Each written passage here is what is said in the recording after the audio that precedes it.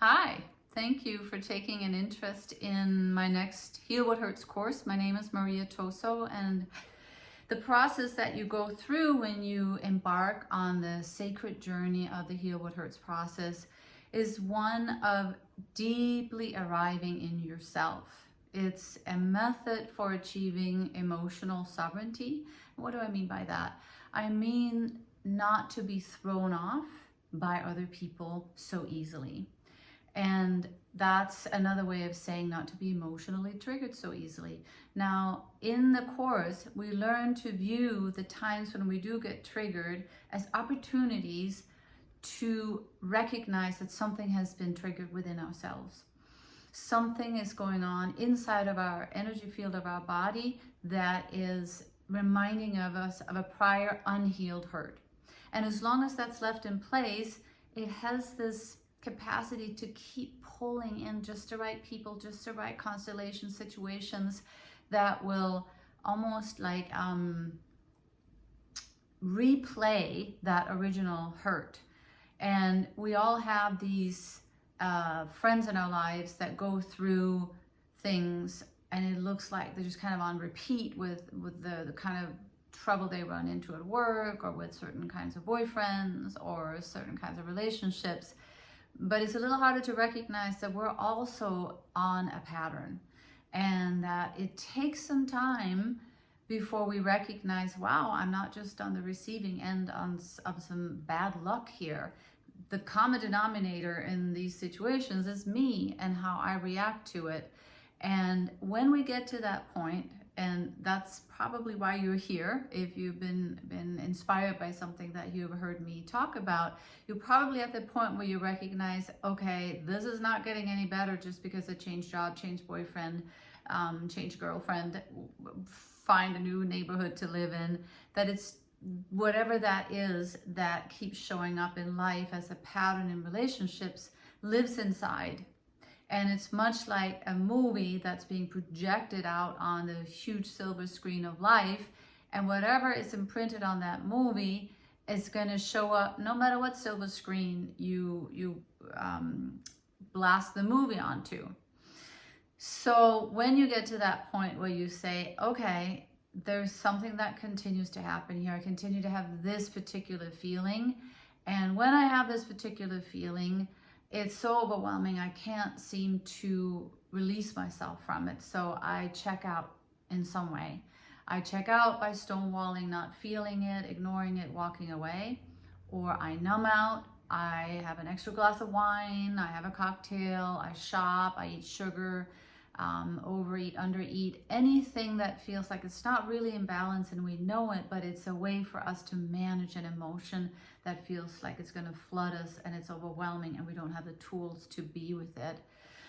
And the last out is lashing out, and that is lashing out at whoever's doing it, whether directly to that person or gossiping about the situation to somebody else. We want to blame somebody else for the feeling we have, and if only they would change, we would feel better.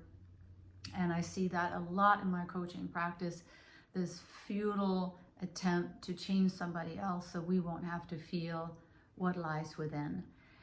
And when we get to that point where like, I'm not doing another round of this, I know this is something inside of me that's being triggered, and I'm starting to have some real side effects from the way I'm numbing this out. And I'm also tired of cycling through different scenarios that seem awfully similar. At that point, we take the journey in, and that's really where the sacred journey begins. You could say everything we do up until then is like material for the inward journey, where we start to explore, well, what is embedded in me? What did I come in with in this life? And how did my childhood and the experiences I had in my childhood impact me so that I would go out and attempt to heal the unhealed things in myself in new constellations? And how can I go inward and truly feel where that is and bring my whole divine, loving, caring presence to those very places? And it's very interesting because most of us really want that friend who would want to do that for us, or that partner who would want to do that for us. And then we think we'll heal. And it is extremely healing and wonderful if we do have a partner or a dear friend or family member who's willing to put their arm around us when these old ghosts come out of the closet, if you will. You start re-experiencing some prior trauma. But it's a lot more powerful when we get to the point where we are willing to be that present with ourselves. And that's in essence what the Heal What Hurts process is. That's a simple way of saying it. We go through 8 steps of gradually arriving more and more deeply inside of ourselves, coming fully home to ourselves, being one with a loving divine light within ourselves, so that no matter what happens on the outside and what that triggers on the inside, we stay, we're right here, we're with it. And we don't actually need anybody else. And that doesn't mean we don't have beautiful friendships or partnerships, marriages, and all that. But if that other person is unavailable, if there's no more wine, if there's no more cake, we're fine. We may even get to the point where we don't need the toxic numbing agents that so many of us have some sort of a relationship with, because the real healer is not the cocktail or the sugar, it's loving presence. So there's a whole process to that we'll go through over the course of 8 weeks. And your life will really never be the same after you go through that process, because it's as though what used to throw you off, there's just this little pause where you're like, oh, I see what's happening here. This is like a story on repeat, and I'm not going to do all the predictable things where I'm going to say this and the other person is going to say that. I'm going to withdraw to myself and process this within myself.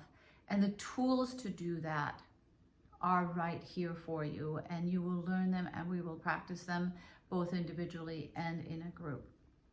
So that's the journey. And it's a lifelong journey. Obviously, it's not an 8-week journey, but learning the tools and practicing the tools, you can do in 8 weeks. And then, of course, you implement them more and more into your life as you move through your life.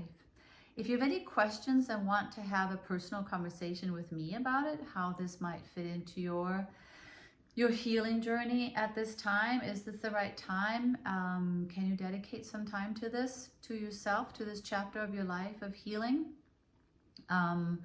Let's chat about that. Use the button below to contact me, and we'll set up a 10-15 minute talk on the phone to just get a feel for each other and see if it's a good fit for you, both the group work and if you choose to also do the one-on-one sessions with me. Yeah, thank you.